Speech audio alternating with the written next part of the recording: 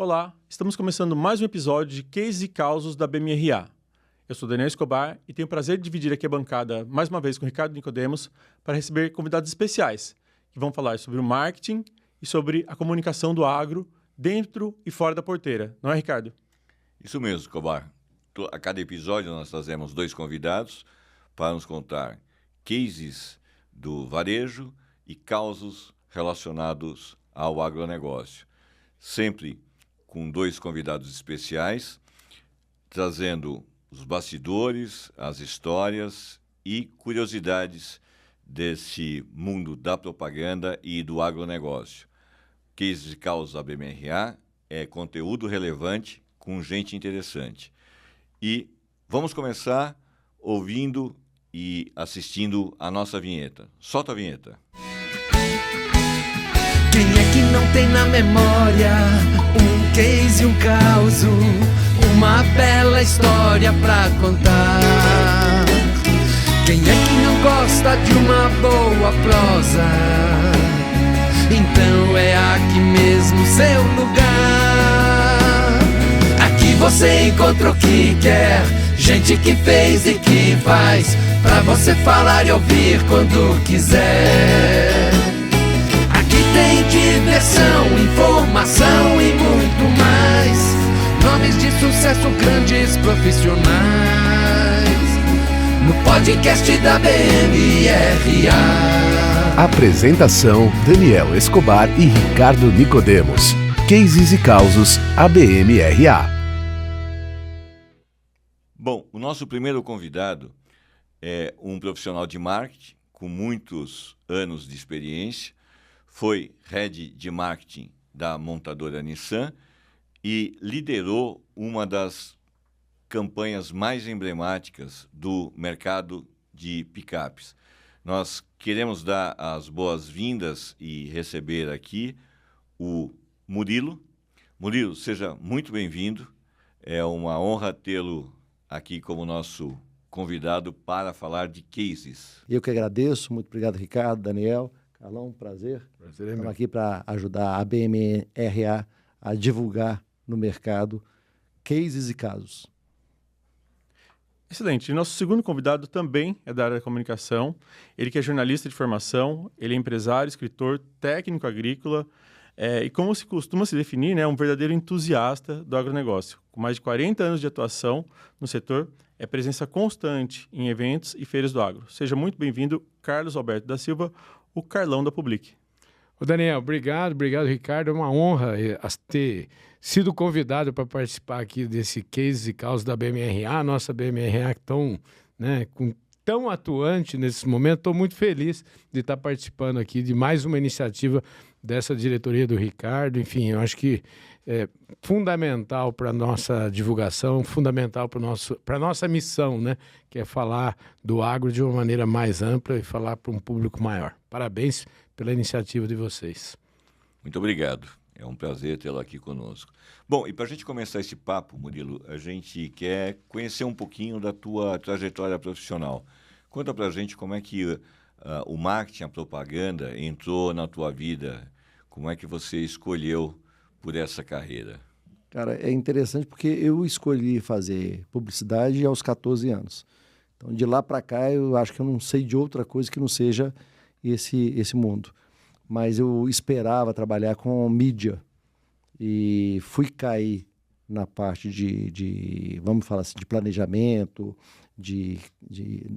longe da criação, longe do dia a dia da publicidade, muito mais para o marketing, quando um professor telefonou e falou, olha, tem uma vaga na Shell, e aí eu caí na Shell e durante 10 anos eu trabalhei no marketing da Shell antes de ir para a Fiat. Na Fiat, eu ajudei a tirar a Fiat do 4º lugar, levar para o 1º, porque basicamente ela tinha um problema de imagem. E aí, depois de passar por algumas agências, fui convidado para ir para a Nissan com um desafio completamente diferente, que era uma marca conhecida, mas pouco lembrada na hora da compra.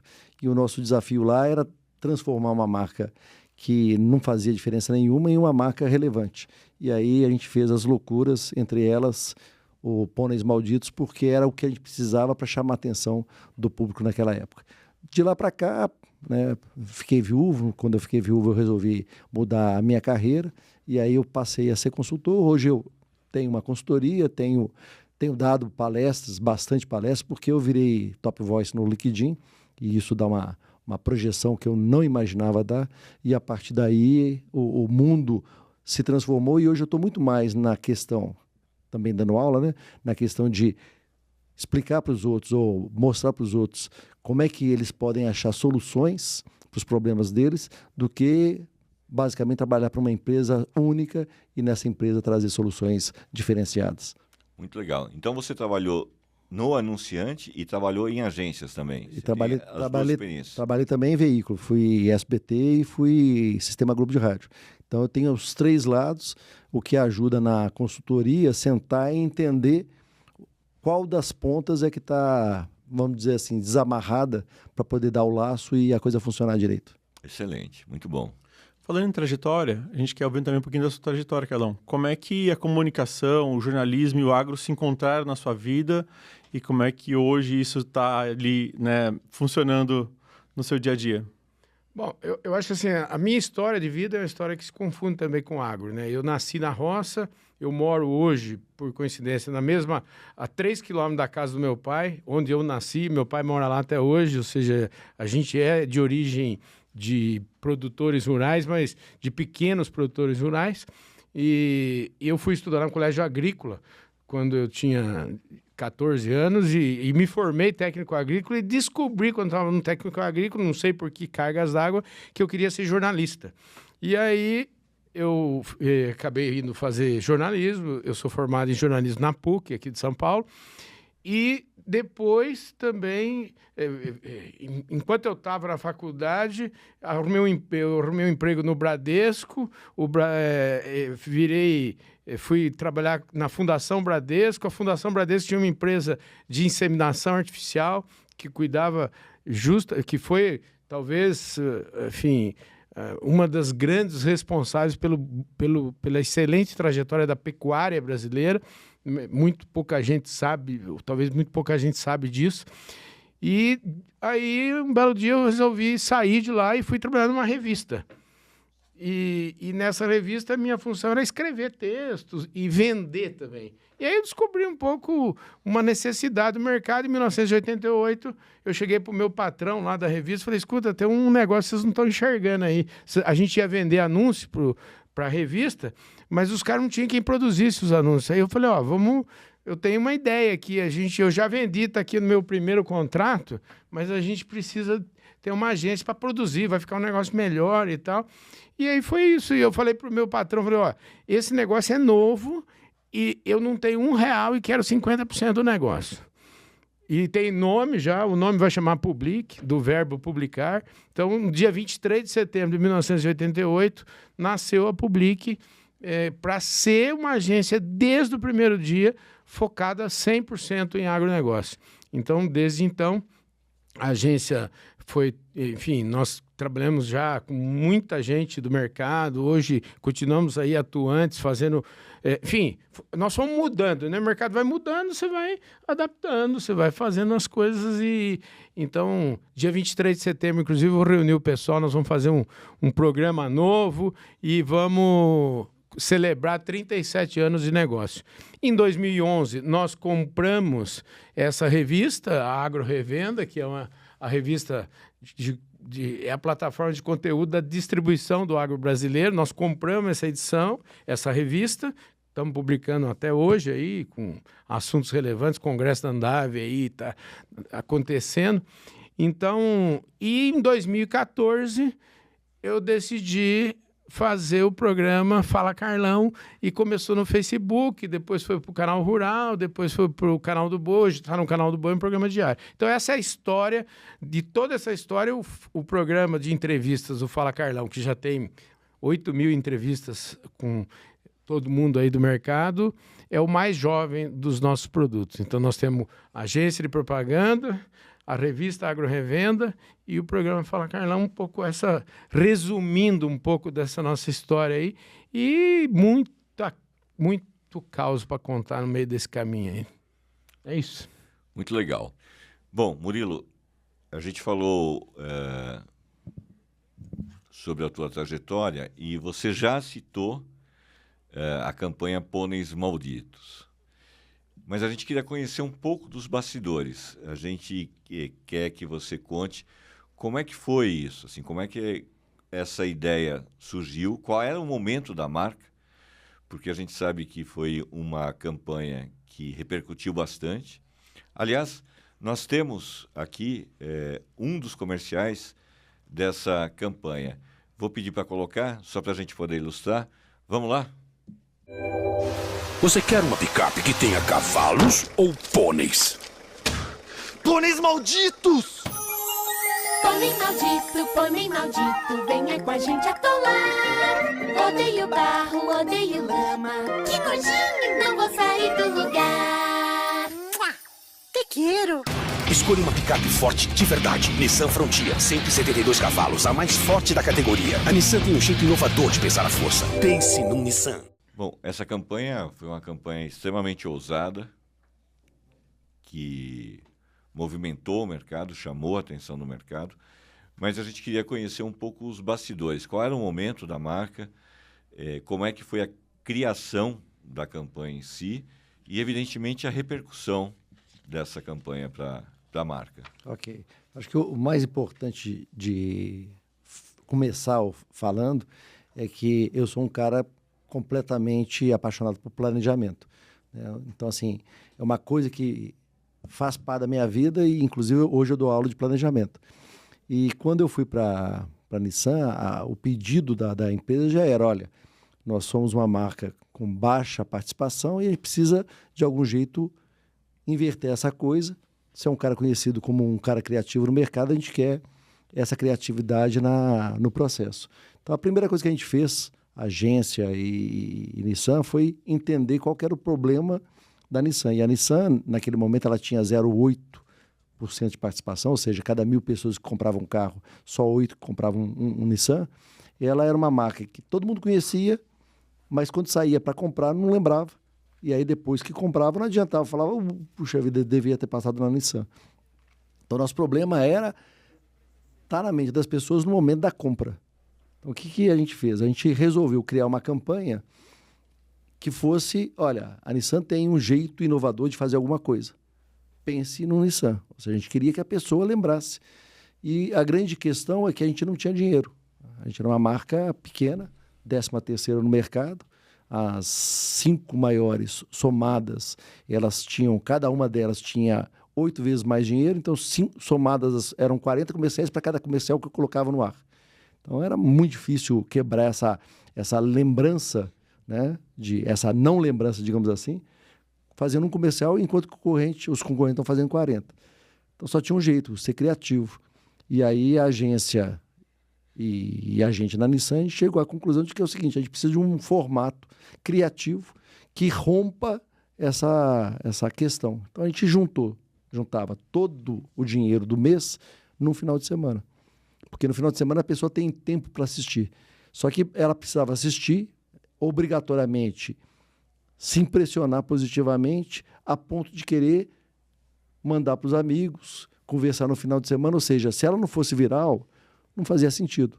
Então a gente tinha uma fórmula de definição, de decisão de qual comercial seria feito dentro desse quadro. Tem que ser criativo. Resolvemos, para falar de espaço, tecnologia, potência, resolvemos comparar sempre com o líder de mercado, então a gente fazia um comercial comparativo e ele tinha que obrigatoriamente ser humor, para poder quebrar a dureza e chamar a atenção das pessoas, e no final ele tinha que ser compartilhado. Então a gente tinha essa fórmula, fizemos, antes do Pôneis, foram 8 ou 9 campanhas, as campanhas anteriores citavam o nome do concorrente sempre, e isso gerava um certo problema, porque sempre na segunda-feira a justiça mandava a gente tirar o comercial do ar, né? Já tinha acabado o dinheiro, então a concorrência não sabia que a gente não tinha dinheiro, então ela achava que estava tirando e, na verdade, a gente já ia sair porque não tinha dinheiro. Né? Mas a gente tinha que tirar do YouTube, tinha que tirar de todos os lugares, mas o resultado, que era começar a fazer a marca funcionar, ela acontecia. Depois dessas 8 ou 9 campanhas, a gente estava na hora de fazer uma campanha para para picape, e a preocupação nossa com a picape era fazer a picape chamar atenção, porque era uma picape velha comparado com os concorrentes. E ela não tinha nada melhor do que os concorrentes, a não ser um motor mais forte. E aí a agência veio com a ideia de, olha, vamos falar de cavalos.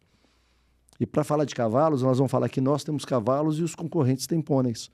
E aí que surgiu a ideia dos pôneis. A primeira campanha que veio era boa, mas não era forte o suficiente.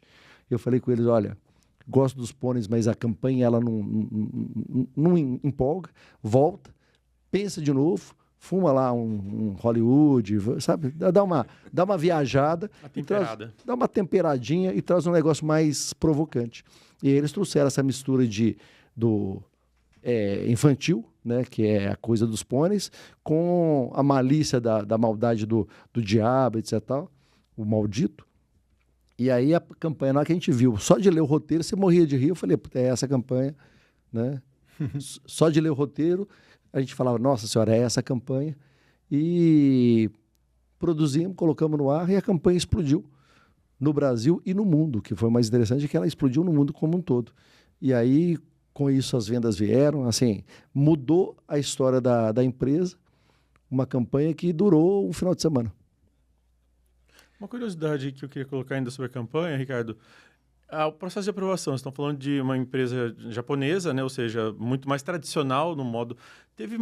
Como é que foi o processo de aprovação? Foi difícil aprovar? Eles tiveram um estranhamento muito grande? Olha, isso é interessante, porque a primeira coisa que aconteceu é que, quando eu fui contratado, eu fui conversar com o vice-presidente e falar, olha, precisa de mais dinheiro, está faltando dinheiro. Ele falou, não, você é um cara criativo, você pode fazer o que você quiser, só não pode gastar mais dinheiro. Vai lá, faz, eu te dou liberdade total. E essa liberdade total me permitiu fazer coisas sem perguntar para o Japão. Só que o Japão, eu tinha que mandar para o Japão para aprovar. E ia para o Japão e voltava assim, olha, mexe aqui, mexe ali, eu não mexia nada, colocava no ar, porque... Né? E esse comercial veio, assim, um e-mail do Japão falando, olha, não entendemos o comercial. Coloquei o comercial no ar, final de semana, na segunda-feira tinha recorde de views no YouTube, tinha recorde de comentários, recorde de novos posts criados em Instagram, etc. Eu peguei todos os resultados, coloquei no e-mail e escrevi no final, entenderam agora? E aí isso me gerou um convite simpático para pegar um avião e ir no Japão para poder me puxarem a orelha ao vivo lá, né? E eu fui para o Japão para conversar com o vice-presidente mundial de comunicação, número 2, para falar o que eu estava fazendo no Brasil, porque até aquele momento ele sabia, mas não sabia no detalhe. E aí eu fui, graças a Deus, os números eram muito bons, e ele falou, olha, está muito bom, mas você tem que, de algum jeito, voltar para aquilo que a Nissan é no mundo inteiro, porque você faz no Brasil e está afetando o resto do mundo. Eu falei, tá bom, daqui a um ano, mais ou menos, a gente está na mesma linha. E a gente continuou ainda um pouquinho mais nessa linha mais agressiva, mas com o tempo a gente, lançando Marte e Versa naquela época, a gente voltou para a linha normal de uma montadora, mas nessa época a gente já tinha 4% de mercado, a gente tinha multiplicado por 5 as vendas da montadora. Muito bom. Muito bom. Ainda sobre esse tema, Murilo, como é que foi a reação da equipe de vendas das concessionárias? Porque esse é um comercial que rompe qualquer barreira. Então, eles sabiam desse comercial antes dele veicular? Ou também eles eram... Eles eram pegos de surpresa. Qual que é a questão? Como a gente sabia que a concorrência estava entrando na justiça para tirar a gente do ar, a gente não podia falar antes. Então a gente fazia tudo na surdina, a gente ficava quietinho durante 3 semanas, e uma semana a gente carcava, né? A gente botava tudo na rua e fazia o barulho. Então, as únicas pessoas que sabiam do comercial era a turma da agência, a minha turma de marketing e um ou outro, né? O presidente, o jurídico tinha que saber, etc. Eram as pessoas que sabiam, lógico que o diretor de vendas também, mas a equipe da concessionária não sabia. Mas depois que a gente começou, o movimento começou a crescer tanto nas concessionárias que a gente fazia reunião com com o pessoal de vendas, e o pessoal de vendas falava, nossa, tá maravilhoso, tá maravilhoso. Eles não queriam saber o que eu estava fazendo, eles queriam que eu continuasse fazendo aquilo que estava sendo feito naquela época. Muito bom. Falando em época, Carlão, você comentou sobre a fundação da Public em 88, né? Uhum. E de 88 para cá, muita coisa mudou, tanto no agro, quanto na comunicação, os meios, o cenário político, tudo isso mudou. Uhum. Como é que você tem adequado a sua equipe, a sua forma de trabalhar a todas essas mudanças que aconteceram desde 88, desde a fundação da Public até hoje? Acho que vale a pena, antes de falar de como a gente se adaptou, falar um pouquinho do que era, né? A gente começou, a gente pedia arte final pelo telefone, vinha com letra 7, a gente é da época, eu sou da época do Telex. E depois o fax. Eu comecei em publicidade fazendo anúncio e usando ali letra 7 e tudo. Eu conheço conhece? esse sofrimento todo. Você sabe bem do que a gente está falando. Conheço. Ixi, Maria. Mas aí, o agro, e como a gente está focado no agro, eu acho que vale a pena a gente falar sobre o tema, né? Em 1988, e 8 anos depois, surge o primeiro canal de 24 horas de conteúdo no ar, chamado Canal do Boi, que está no ar aí até hoje. No ano seguinte vem o Canal Rural, 3 ou 4, 5 anos depois o Terra Viva, né? E tudo isso nós estamos falando numa época onde ninguém sabia, por exemplo, que era nem Facebook, ou talvez o Facebook estava começando por aí, mas enfim, nós estamos... WhatsApp, sei lá, tem quantos anos? 10, sei lá. Enfim, é muita transformação. O que a gente precisa fazer é se adaptar a ela, né? E do ponto de vista de transformação, objetivamente falando, é o seguinte: o que dá dinheiro? Esse é o ponto. Eu sou jornalista, sou romântico, sou tudo, mas eu gosto muito de matemática também. Então, assim, a partir do momento que você está fazendo um negócio que dá dinheiro, continuamos fazendo ele. É fácil de saber quando as coisas mudam. Parou de dar dinheiro é porque você tá fazendo coisa que não está de acordo. Então a gente foi se adaptando a isso, né? Parou de dar dinheiro, nós fomos, as revistas impressas, nós na década de 90, nos primeiros 10 anos, se eu pudesse... Eu sempre costumo dividir a nossa trajetória em décadas, né? Em décadas de uns 12 anos, cada uma das décadas, entendeu? Essa primeira década foi a década do impresso. Nós tivemos a edição da revista DBO Rural, por exemplo, para citar uma que é mais importante aqui, da revista do setor de pecuária, onde nós chegamos a colocar, eu me lembro, 98 páginas de publicidade numa única edição, no mês de agosto de 1998, para N clientes, ou seja, era muito trabalho, muito trabalho. E depois disso, quer dizer, as coisas começaram a se transformar, começaram a usar remedos de e-mail e coisas digitais, né? Você se lembra aí que teve um AgriShow, que foi o AgriShow das empresas de internet, lembra disso? As empresas de internet valiam mais que as empresas aéreas e tal, um monte de coisa, a gente, vamos dizer, acompanhou tudo isso. A nossa história é assim, na primeira década, o que nós fizemos? Nós estávamos muito próximo do produtor rural. E, assim, próximo de entender como é que funciona a cabeça dele, saber como é que ele compra, o que ele compra, né? E a gente usou, um belo dia a gente descobriu que, passou 10 anos, gente. Nós precisamos celebrar os 10 anos. Aí fizemos uma festa de 10 anos, acho que a gente pode falar disso também. E a segunda década de 12 anos aí foi uma década de usar toda essa inteligência sobre a mente do produtor rural a serviço das empresas que fornecem serviço para esse produtor. Porque a gente pensou, o produtor rural, ele está, às vezes...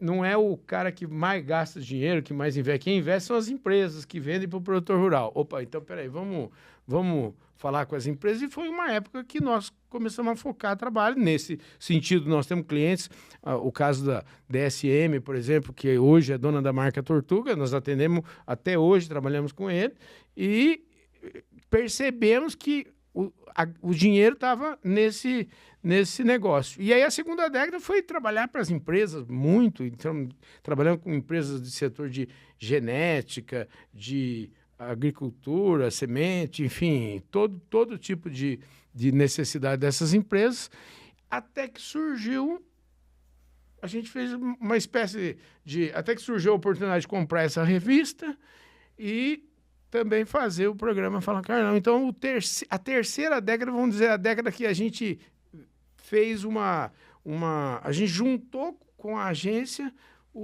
a mídia também. Então, hoje era até uma coisa que eu sempre falava assim, não, mas nós somos uma agência, vamos mexer com mídia, vamos concorrer. No final das contas, hoje em dia tudo é conteúdo, nós estamos falando de conteúdo no final do dia. E é o que nós estamos fazendo nessa terceira década, a década vamos chamar assim, do conteúdo, e misturar tudo isso, e tá em todas as plataformas. E hoje o que a gente faz, eu acredito que não é digital ou impresso ou digital, ou é on ou é off. Eu acredito que é tudo junto e misturado, né? Porque o produtor rural, que no final do dia, o consumidor de tudo que a gente faz, de tudo que a gente está falando, é um cara chamado produtor rural. E eu, principalmente de 2014 para cá, quando eu comecei o meu programa tem uma missão. A missão do meu programa é fazer com que o agro seja respeitado dentro da porteira, fora da porteira, dentro do Brasil, fora do Brasil. Porque ontem eu estava entrevistando um holandês, que é presidente de uma multinacional aqui do Brasil, que mora no Brasil há 8 anos, e você vê o orgulho que ele fala do Brasil. Então, assim, eu falo sempre o seguinte, quem fala mal do Brasil são alguns brasileiros.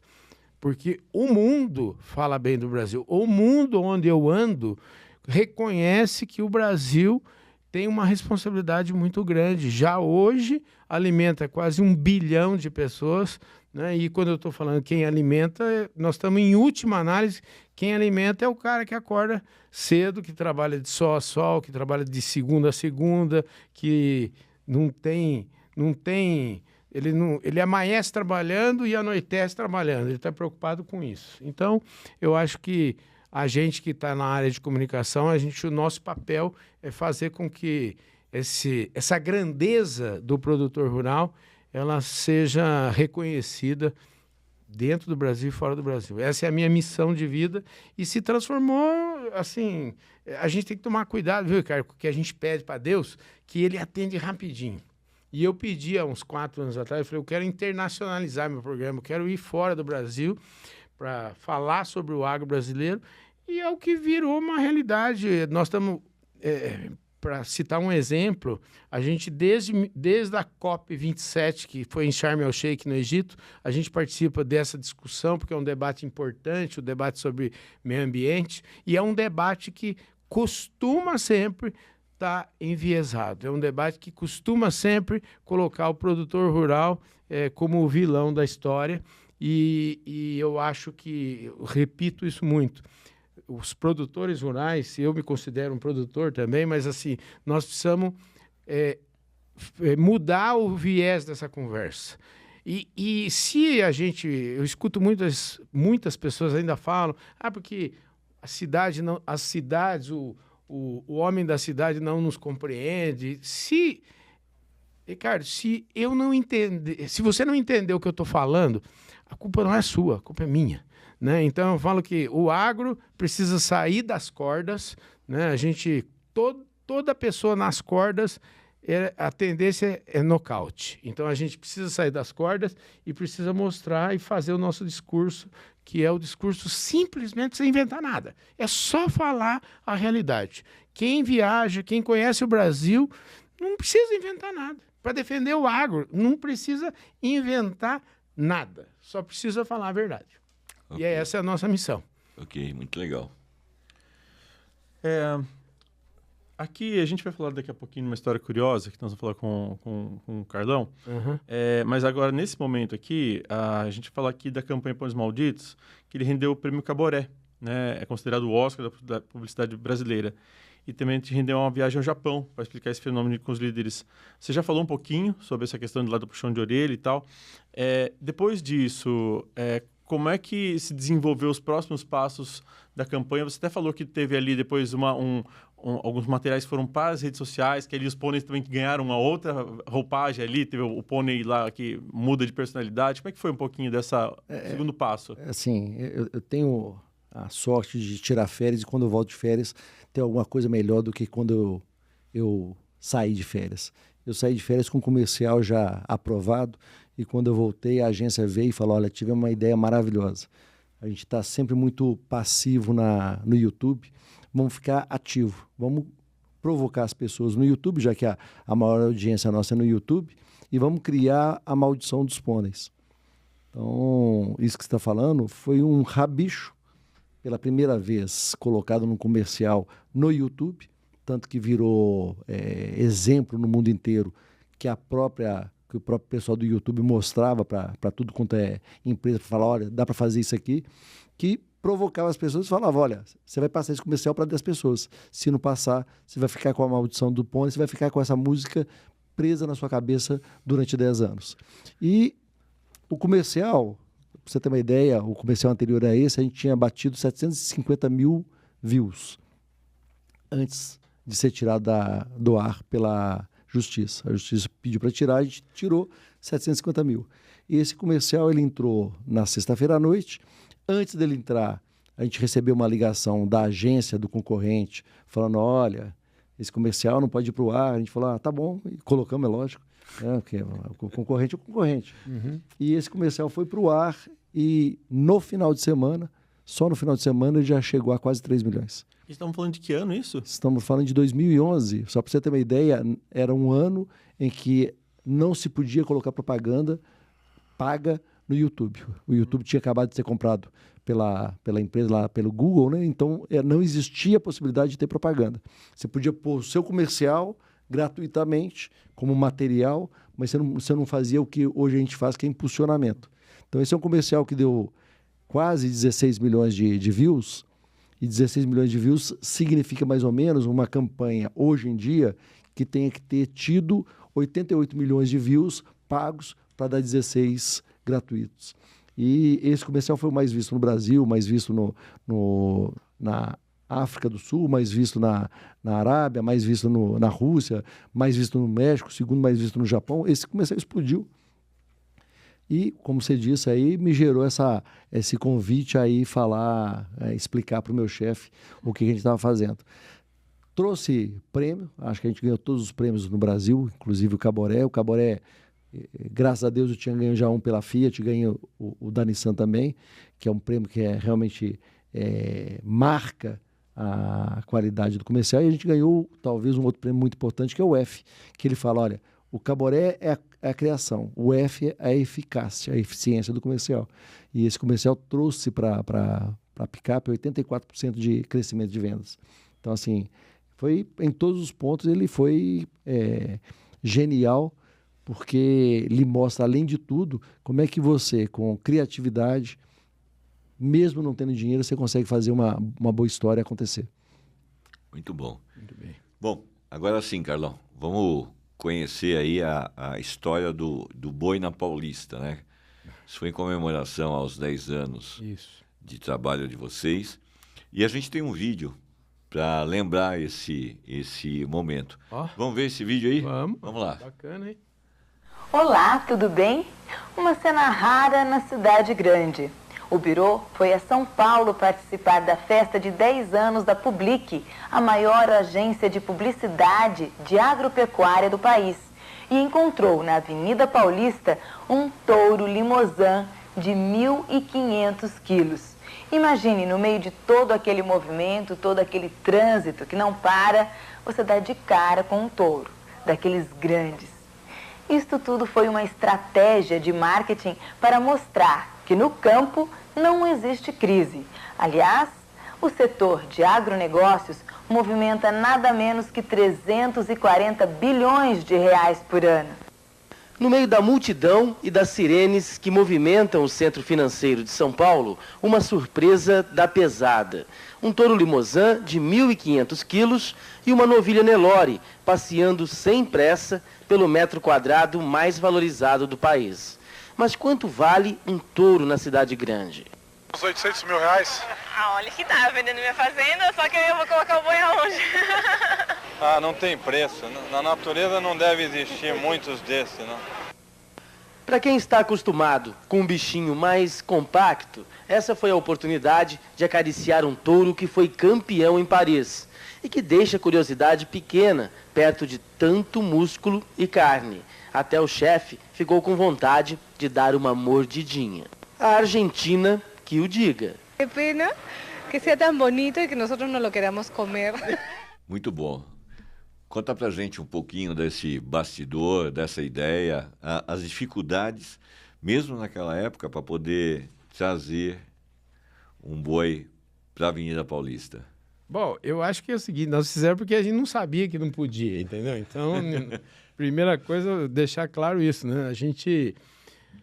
Enfim, qual que era a estratégia? Nós fizemos 10 anos e, como eu te falei, da história das décadas, a gente precisava dar um passo.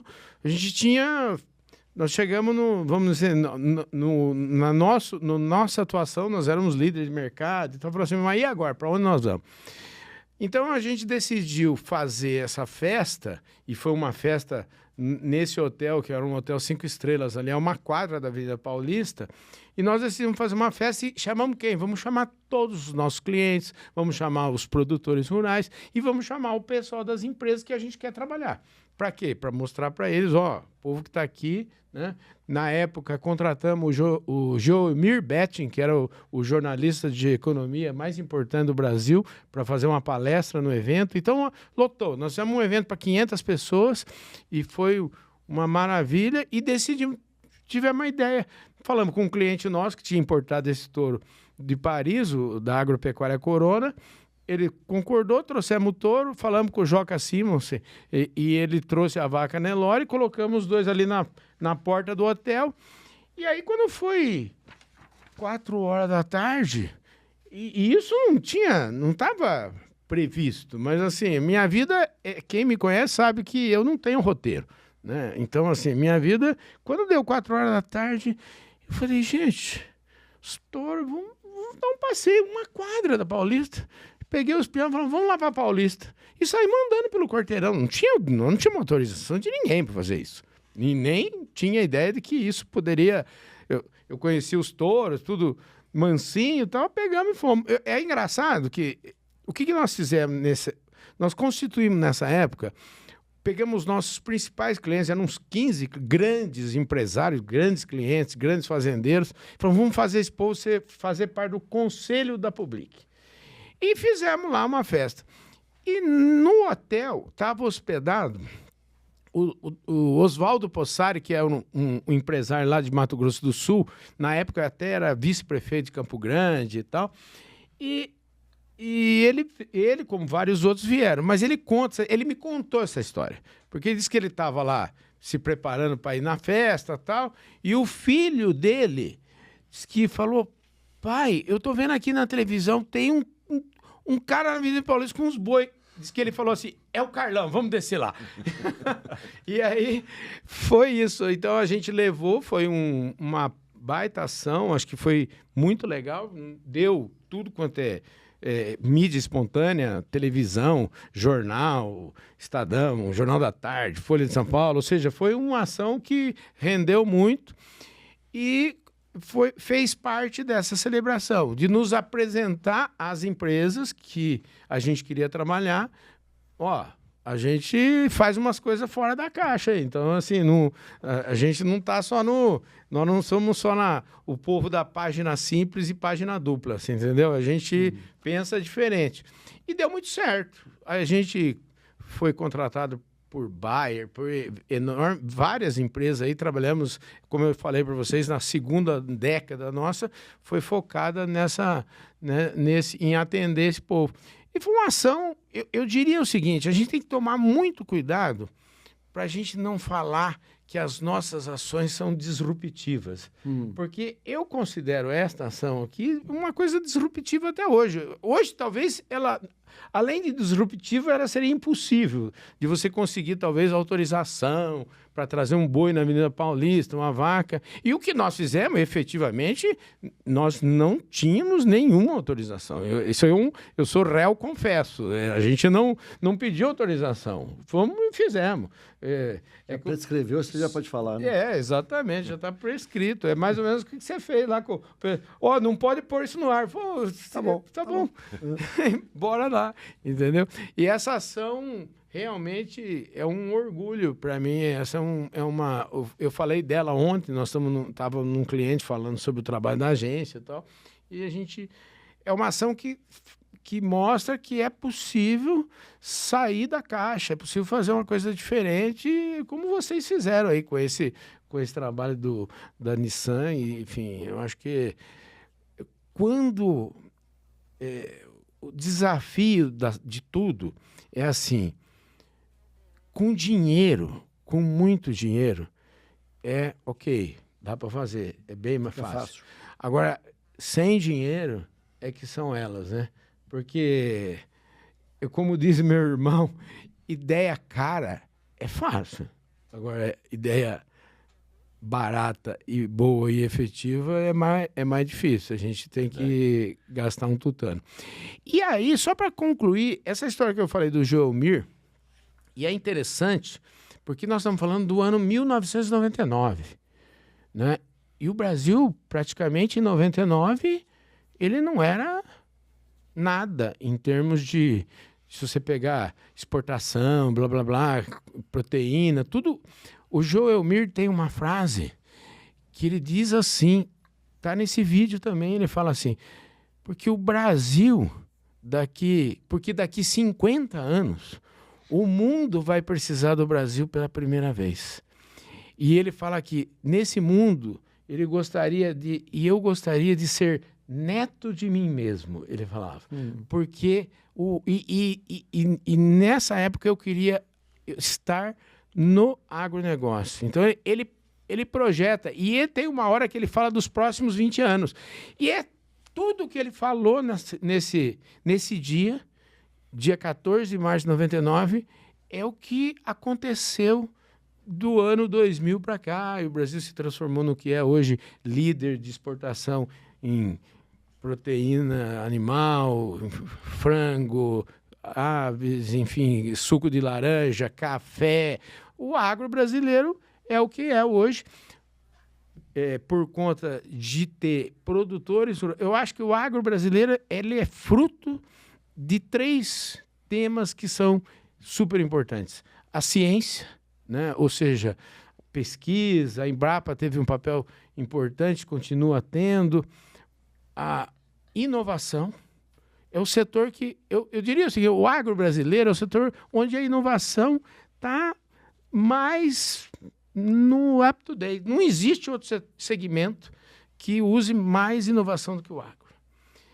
E terceiro, então, eu falo assim, essas 3 coisas são importantes. O empreendedorismo do produtor rural.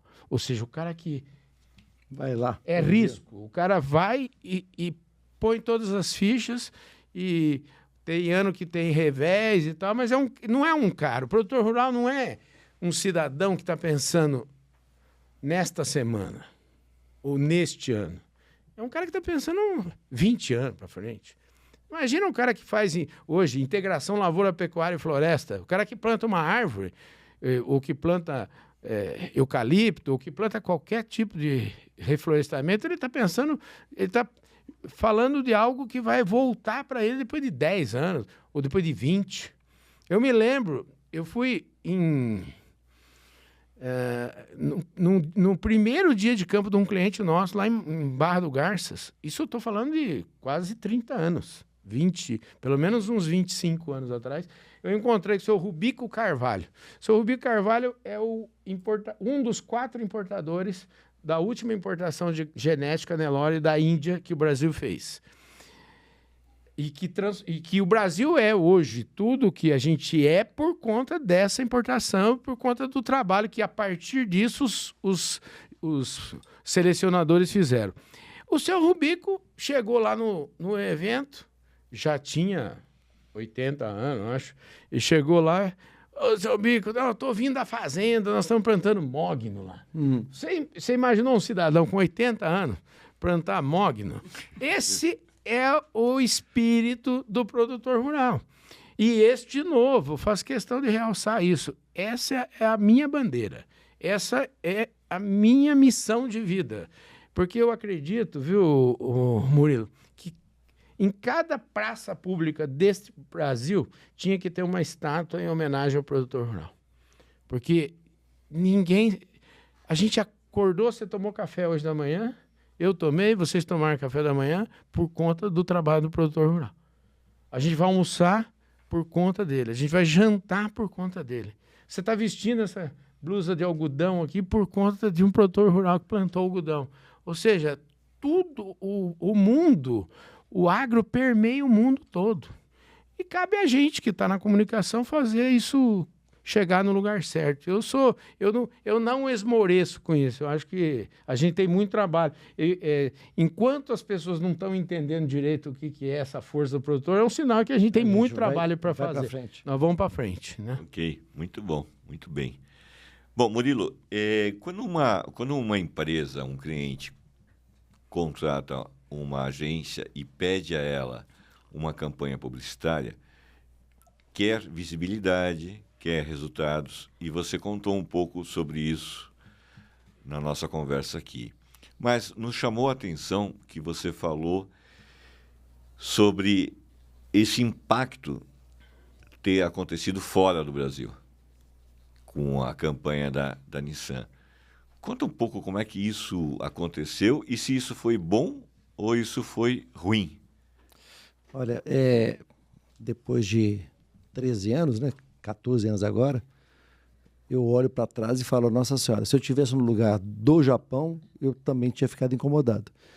Por quê? Porque basicamente uma marca, quando a gente está construindo uma marca, a gente está construindo uma marca para ela ser a mesma em todos os lugares. Lógico que tem diferenças de momento, né? A Nissan no Japão era uma marca já com 70 anos, no México uma marca com 70 anos também líder de mercado lá, e no Brasil era uma marca de 10 anos, construindo a marca. Então tem momentos diferentes.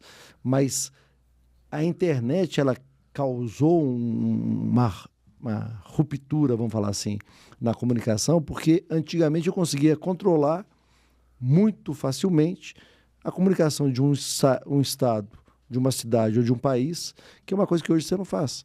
Hoje, tudo que você faz no Brasil repercute em todo o resto do mundo e vice-versa. Então, a gente recebe aqui, a gente está vendo aí as novelas que estão entrando no Brasil, as coreanas, né, as doramas.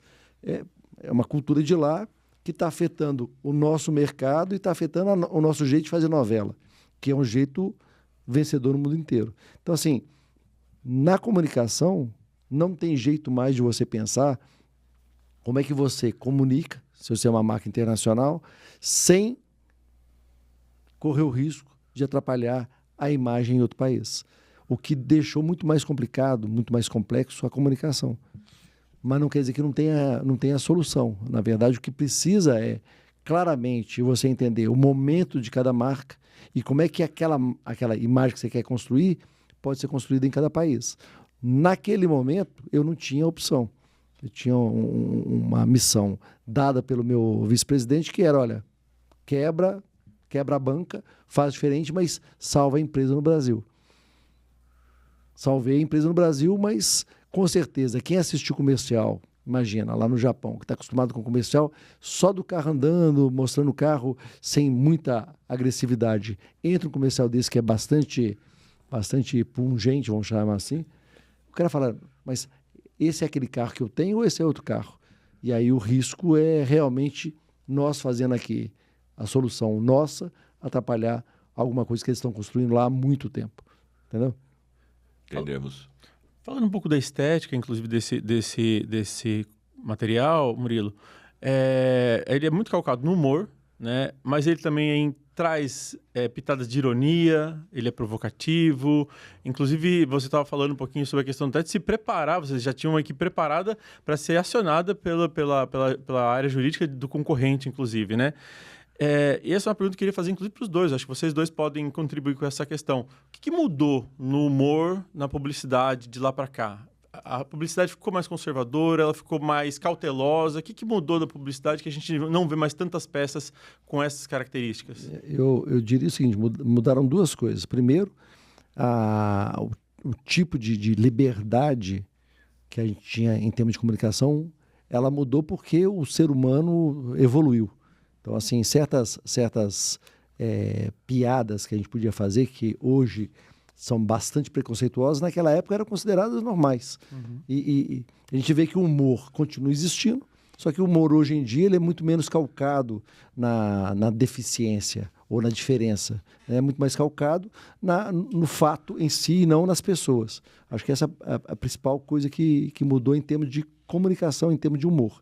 Mas a segunda coisa é que, a partir do momento que você tem internet, que você tem Instagram, que você tem Facebook, que você tem ferramentas que te dão métricas, a publicidade deixou de ser uma publicidade criativa para ser uma publicidade de performance.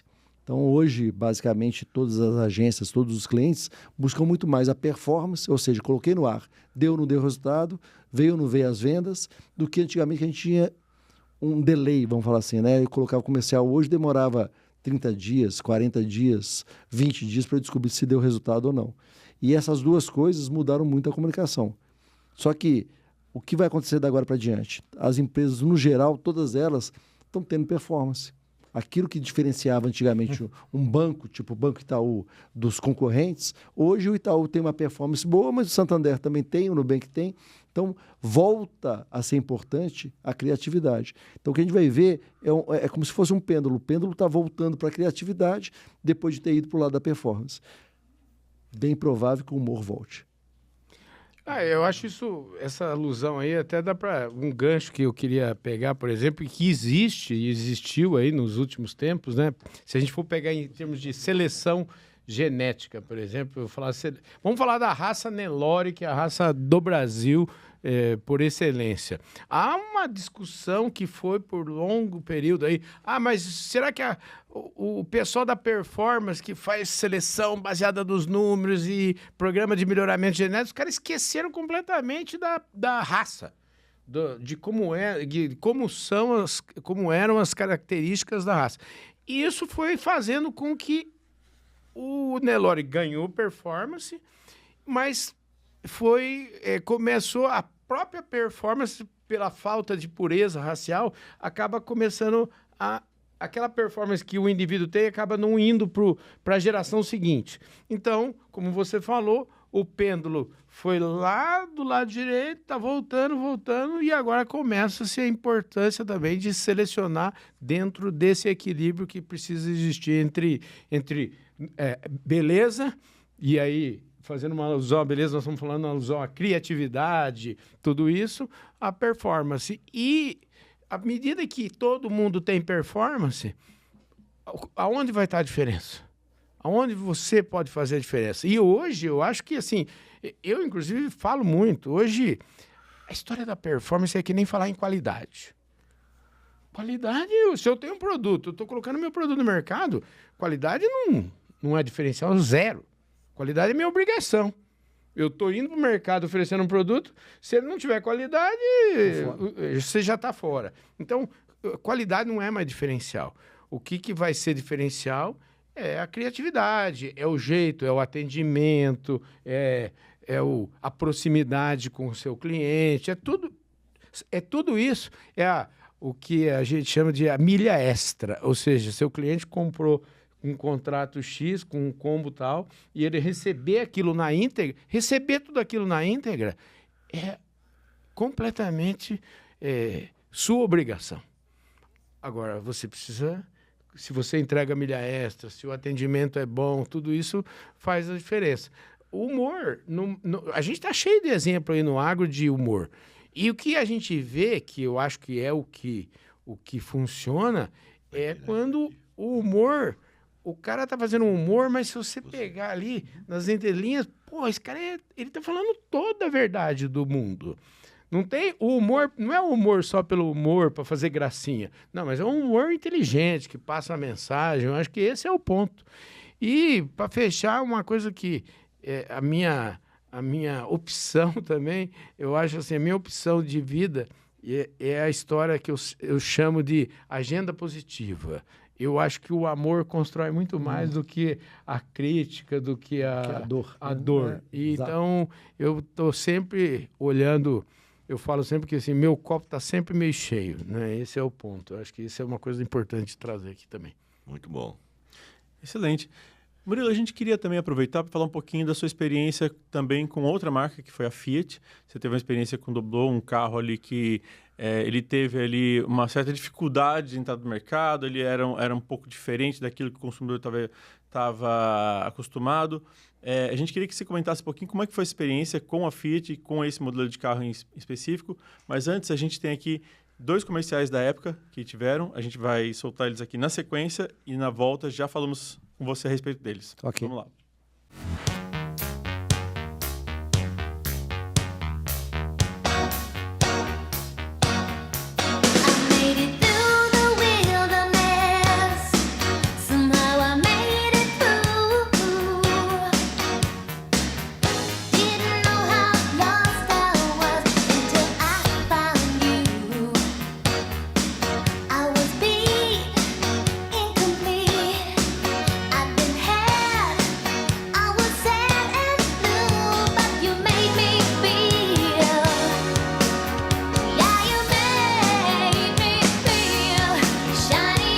Chegou o Fiat Doblô. Você não estava esperando por isso. E aí, Lucas? Belo painel, hein? Dá uma olhada. Olha, Tavinho, eu tô precisando da tua ajuda. Calma, agora não. Primeiro vamos experimentar essa marcha.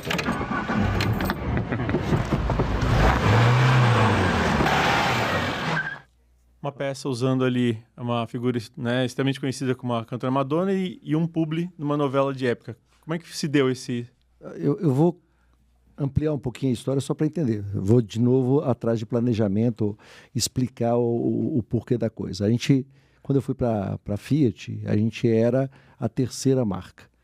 Já tinha saído do quarto, estava acabando de sair do 4º lugar e ela tinha um problema de rejeição muito grande.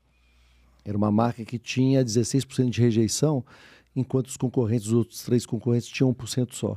Então, durante 7 anos, a gente trabalhou a rejeição. Como é que a gente trabalhou a rejeição? Falando a respeito de tecnologia. Então, a gente tinha uma imagem de uma marca fraca, então a gente colocou tecnologia para ser o elemento que ia fazer a mudança. Saímos do 3º para o 2º, começamos a ameaçar o 1º lugar, e aí uma outra campanha que não está aqui, chamada Está na hora de rever seus conceitos, ela discutiu o preconceito. Olha, você tem preconceito na sua vida, tinha lá um formatinho para não deixar a pessoa incomodada, repensa seu pensamento a respeito de automóveis. Fiat é um bom carro, de um jeito simples. Viramos líder. Puta, a vida estava... só para falar, aquela hora eu falei um palavrão agora de novo, então por isso que eu falei de novo, tá? Então vamos lá. Aí viramos líder, Nossa Senhora, vida está tranquila. Líder, depois de 7 anos, olha que coisa fantástica. Eu, satisfeito, chego na Fiat, o meu chefe me apresenta e fala, olha, você vai ter que lançar esse carro. Eu falei, você está de brincadeira. Custei a resolver o problema, a gente vai lançar esse carro esquisito, estranho. Ele falou, ó, não tem escapatória, nós vamos lançar. Eu falei, tá bom. E aí, de novo, planejamento, né? Vamos ver o que é que as pessoas acham a respeito do carro. A gente descobriu o seguinte, quando o cara via o carro, ele falava, nem a pau que eu vou ter esse carro. Quando o cara sentava no carro e ele via que o carro tinha espaço, porta-treco, as crianças entravam, todo mundo falava, nossa senhora, o carro é legal, até que é legal. Então a gente falou, opa, o nosso papel é não deixar as pessoas falarem mal do carro, para evitar que as pessoas se contaminem. Então o nosso papel era, primeiro, evitar falar mal, segundo, mostrar para as pessoas que o carro era mais do que simplesmente um carro estranho. Por isso, de um lado, o comercial da Madonna, do outro lado, um merchandising na novela. O que o comercial da Madonna fazia? uma frase famosa, olha, quando eu crescer, quero ser freira. Com uma música mundana, né? Like a Virgin, da Madonna.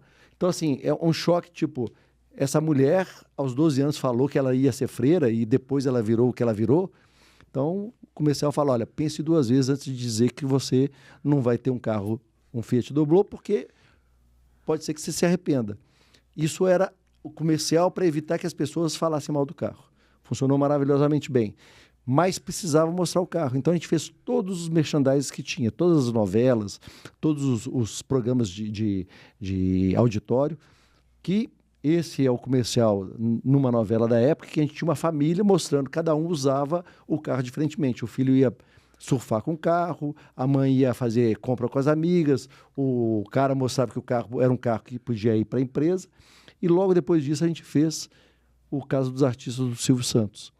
Então, o Silvio Santos é genial, né? Infelizmente morreu, mas o Silvio Santos, durante 10 minutos, a gente contratou ele para poder passar o comercial. Na hora que voltava, ele falava, cada um de vocês vai ganhar um carro. E ele, em vez de fazer isso, muito brigando com a Globo naquela época, muito inteligente, ele pegou, durante 10 minutos, ele provocou as pessoas, mostrou o comercial de graça 2 vezes, perguntou para eles se eles queriam ganhar o carro, e com isso ele fez o carro, que era um carro estranho, virar líder de mercado no primeiro mês de vendas. E foi tão louco, mas tão louco, que na segunda-feira, depois do programa dele, teve gente entrando na concessionária e falando, eu quero um carro daquele, sem ver o carro. E os vendedores falando, olha, esse carro ainda não chegou, não importa, está aqui o cheque, quando chegar é para minha esposa. E aí virou um sucesso, graças a Deus, esse carro ficou aí no mercado 20 anos quase, né? Uhum. E acabou de sair de linha. E durante esses 20 anos, vendendo muito bem. Saiu por questão de não atender às normas, mas basicamente tudo resultado, como sempre, de planejamento. Eu acho que eu, particularmente, quando você fala do agro, o agro é o agro por causa de planejamento. Começou lá na Embrapa, que tem aí 40, 50 anos, não sei nem quantos anos que tem, mas começou numa visão governamental de como é que a gente vai fazer o país virar o que ele virou. Planejamento, lógico que a gente não pode ficar amarrado no planejamento, a gente tem que adequar estrategicamente ao momento, mas essa campanha é o resultado de uma visão de, olha, como é que a gente faz para um carro que vai ser recusado pelo consumidor ser aceito, porque as pessoas entendem o conceito que ele está trazendo de novo para o mercado. Muito legal. Bom, Carlão, a gente já falou de passado, falou de presente, e a gente quer ouvir a tua visão sobre o futuro do agro. Ele está expandindo, está se tornando importante na cabeça da população. Qual que é a tua visão para o futuro?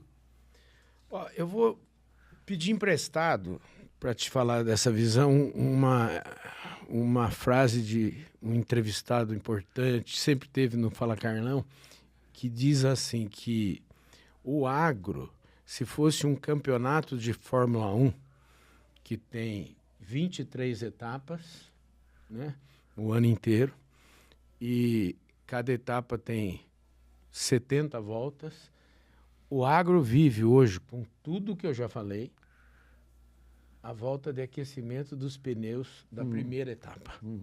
Então, acho que isso fala um pouquinho do que vem por aí, né? A gente... E o que vem por aí é mais ou menos como a vida, né? A gente tem toda essa construção que foi feita, só que é sempre assim. E a vida é assim. Você, quando sabe todas as respostas, o que acontece? Tem que mudar as perguntas. Tudo muda. E quando muda as perguntas, você é obrigado de novo a usar a criatividade, usar investimento e tal. E o que está acontecendo aqui? Bom, vamos lá. Eu falei de fax e não sei o quê, depois internet, WhatsApp. Agora nós estamos falando em inteligência artificial. Então é o seguinte, está mudando tudo. E ninguém... a única coisa que a gente sabe é que a transformação vai ser... A cada momento que passa, a transformação ela é mais disruptiva e os resultados, assim, é agora. Assim. Então, eu tenho certeza que a gente vai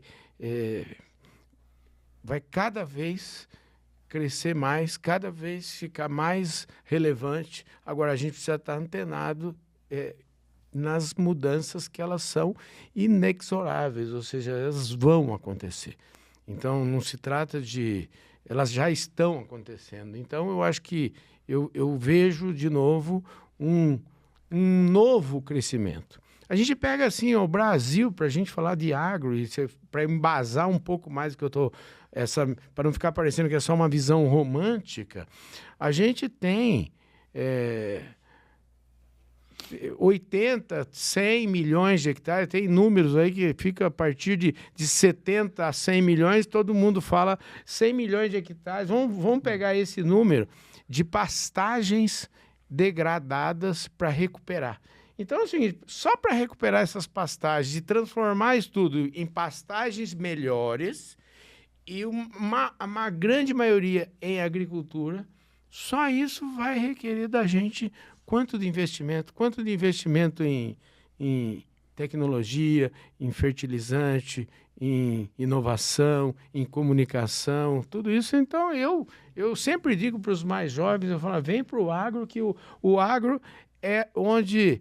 O agro, em qualquer momento que você entrar nele, você está entrando na hora certa. Eu acredito piamente nisso. Então, eu falo para os mais jovens, para quem está na faculdade, e o agro demanda todo tipo de especialização, todo tipo. Então, o agro precisa muito de gestão, o agro precisa de técnicos, o agro precisa de tudo quanto é tipo de profissão. Então, o lugar para os jovens estarem é no agro. E o agro brasileiro tem uma outra vantagem em relação ao agro no resto do mundo. Se você for avaliar, comparar o agro brasileiro com o agro americano ou Europa, você vai ver que envelheceu, não teve renovação.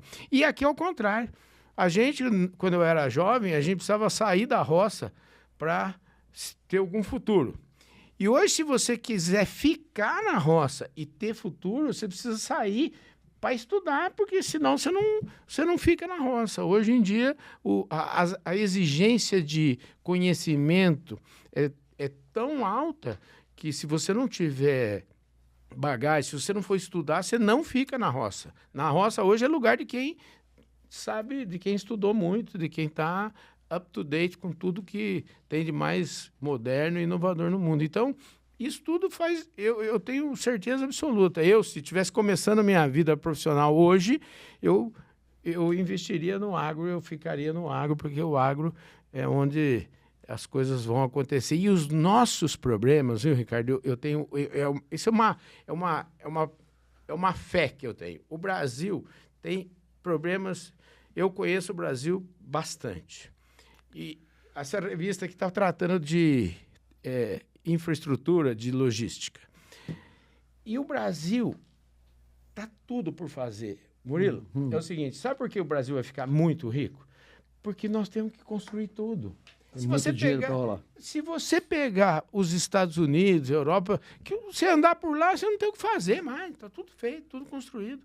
Agora vai aqui nas nossas BRs no Mato Grosso, no Pará, está tudo por fazer. Como que nós vamos ficar ricos? Nós vamos ficar ricos construindo isso, porque isso vai precisar de investimento. Nós precisamos de tudo. Nós precisamos de estrada, precisamos de porto, nós precisamos de aeroporto. Tudo aquilo que os técnicos geralmente costumam colocar na coluna do problema, sempre que eu vejo problema, é inexorável. Para todo problema existe solução. E se você tem um problema, né? Isso é um ditado muito famoso. Se você tem um problema e não tem a solução, você não tem problema. Você não tem problema. Não tem solução, não tem problema. Então, eu acho que os gargalos do Brasil são a potência do Brasil. E eu vejo, e eu entrevisto gente todo dia. Essa semana entrevistei um empresário. O cara está construindo um porto. Um porto gigante. E como é que constrói um porto? É um mundo de dinheiro. E o cara tá pensando assim, o porto tem 54 berços, o original. Berço, o lugar ali onde vai atracar o navio. O primeiro vai ficar pronto em 28. Então, você imagina como é que é o time disso. Então, você faz um investimento desse, você não acredita no Brasil, você não acredita... Tem gente acreditando no Brasil. Precisamos fazer com que... Inspirar todos nós para acreditar realmente no Brasil. Então, a minha resposta é: o futuro é muito relevante, muito importante e precisa dos jovens. E vou te contar mais ainda. Eu entrevisto muitas pessoas de 40 para trás. Entre 30 e 40. Às vezes eu entrevisto gente de 25, 26. Rapaz do céu, dá gosto de ver. Dá gosto de ver. Eu estou até mal acostumado, né? Porque eu entrevisto... eu falo que o meu programa entrevista a prateleira de cima. Rapaz, o preparo dessa moçada é um negócio muito bonito de ver. Muito bonito de ver. E a gente que tem... Eu fiz 60 anos esse mês. Se a gente não tomar cuidado, a gente tem uma tendência a só reclamar ou a falar que... mas essa geração aí, não sei o quê e tal. E eu sempre digo pra gente, a gente não pode comparar, é que nem seleção de gado. Uhum. Você não pode pegar a cabeceira e comparar com o fundo. Você tem que comparar a cabeceira com a cabeceira, não é isso? Então você compara os melhores de cada geração, e se você pegar os melhores da nossa geração e comparar com os melhores dessa geração, esses caras estão dando um banho na gente. Né? Eles são muito bons. Então, o que eu acho que aí é uma coisa geracional. A gente tem que... tem coisas que valem. O que vale na nossa geração? Vale a nossa experiência. Às vezes a gente consegue resolver um problema que parece do outro mundo, a gente consegue resolver em minutos, mas a gente não... A energia dos jovens, a inteligência da juventude me impressiona. E eu acho que isso vai fazer com que o Brasil seja grande em todos os aspectos. O agro, ele é catalisador. Uma região onde tem um agro forte, você vê tudo em volta, o tanto que cresce. Então, basta você ir. Luiz Eduardo Magalhães, vai lá para você ver. Verdade. Não é? Isso aí. Ricardo, estamos chegando ao final de mais um episódio. O papo tá tão bom que a gente podia passar aqui muito tempo falando. Acho que tem assim, combustível para a gente bater um papo longo. Queria agradecer a presença dos nossos convidados e queria abrir, Murilo, para você começar a puxar a fila aqui para fazer os agradecimentos finais. Eu quero agradecer vocês dois, o convite, né, a associação, o convite de estar aqui, chamar quem está assistindo a me seguir no LinkedIn, Murilo Moreno lá no LinkedIn, e vocês mostraram aqui o meu canal de internet, né, no YouTube, Marketing que te Marca, onde que eu conto muito. Mais do que contar histórias, eu estou lá falando muito a respeito de publicidade, comportamento do consumidor, falo muito do agro, porque o agro realmente é muito importante e gera muita história. E as pessoas que querem ter um pouquinho de cheiro, de entender como é que pode usar a experiência dos outros para aplicar no negócio, tá lá, Murilo Moreno no LinkedIn e Marketing que te Marca, ou Murilo Moreno também no YouTube. E mais uma vez, obrigado para vocês dois. Carlão? Bom, eu agradeço demais. Eu acho que assim, eu me considero da casa aqui, já tive a honra de ser eleito profissional do ano pela BMRA, então assim, eu acho que isso é uma coisa que faz com que eu tenha um carinho muito grande por essa casa, já fui da diretoria, enfim, conheço a casa há muitos e muitos anos e sei da importância, sei dos projetos, sei da capacidade de trabalho da atual diretoria, que eu faço sempre ressaltar. O Ricardo é um leão aí para trabalhar, uma usina de boas ideias, enfim, esse programa que a gente está gravando aqui, eu acho que conta...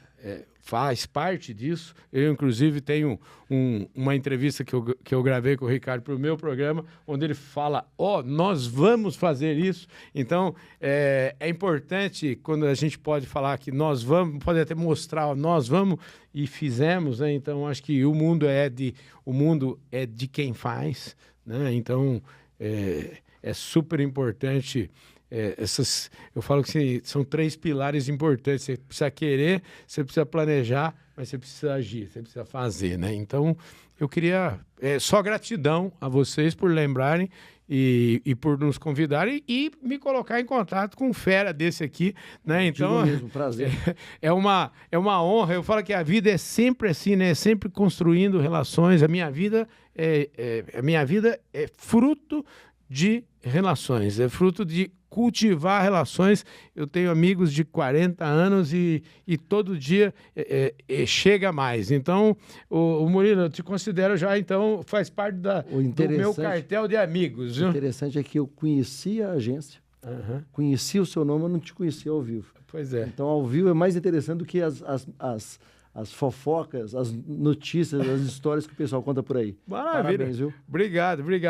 Uma honra mesmo, é muito bom. Foi um programa onde a gente aprendeu, reviu essa campanha maravilhosa aí dos pôneis, enfim, espetacular, muito bom. Eu acho que esse é o grande salto aqui. Gratidão enorme por vocês terem me convidado e por ter feito essa deferência de estar aqui, né? Porque a gente tá junto, o povo, eu falo sempre o seguinte, quando você entrevista alguém muito da prateleira de cima, eu aprendo que, assim, o povo lá acha que o entrevistador também é bom demais, né? Então, eu tô muito satisfeito de estar nesse padrão de vocês aqui. Obrigado, viu? Nós aqui agradecemos. Muito obrigado. E a vocês que nos acompanharam até aqui, nosso muito obrigado. Deixamos aqui o convite para acessar os episódios anteriores de Case e Caos. Nós temos ali episódios sensacionais, com bate-papos super interessantes. Sigam, comentem e estejam conosco nas nossas plataformas, nas redes sociais e nos agregadores de podcast. Não é isso, Ricardo? Isso mesmo, Escobar. Murilo, Carlão, mais uma vez, obrigado. Nós agradecemos também a sua audiência. Convidamos você para assistir os outros episódios e nos acompanhar pelas redes sociais da BMRA. Até o próximo episódio. Nos vemos por aí. Até lá. Quem é que não tem na memória um case e um caos, uma bela história pra contar? Quem é que não gosta de uma boa prosa? Então é aqui mesmo seu lugar. Aqui você encontra o que quer, gente que fez e que faz, pra você falar e ouvir quando quiser. Tem diversão, informação e muito mais. Nomes de sucesso, grandes profissionais. No podcast da BMRA. Apresentação: Daniel Escobar e Ricardo Nicodemos. Cases e Causos, a BMRA.